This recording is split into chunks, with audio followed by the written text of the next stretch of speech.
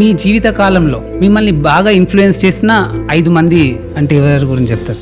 ఒకటి పరబ్రహ్మ శాస్త్రి గారని తెలుగు మాస్టర్ ఉంది. నాకు తెలుగు పట్ల ఆసక్తి పెరగడానికి ప్రధానమైన కారణం ఆయన. తర్వాత రాళ్లపల్లి గారు లైఫ్ డైవర్షన్ చేసిన అని నాకు నిజంగా లివింగ్ గాడ్ టు మీ కొడుకులా చూసుకున్నాడు. తర్వాత దేవరకొండ నరసింహ కుమార్ నాతో సహాధ్యాయి. వాడి ప్రేమను ఎలా ప్రకటించేవాడంటే, మనం పడుకుంటే వాడి పక్కన ఇంకో పక్కేసి ఒక చెంబు పెట్టి దాని మీద మూత పెట్టి పడుకునేవాడు. నేను నిరుద్యోగిని, ఎక్కడో తిరిగి వస్తాడు వీడు, పాపం ఇంట్లో రానివ్వకపోతే ఇక్కడికి వస్తాడు, వీడు పడుకుంటాడు, వచ్చి పడుకుంటాడు.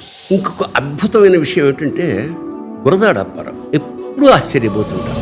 ఎలా రాశాడు కన్యాశుల్కం చదువుతుంటే, అరే అమ్మ ఇదేంటిది ఇంత గొప్పగా ఎలా రాశాడు. 5th person Balasubrahmanyam.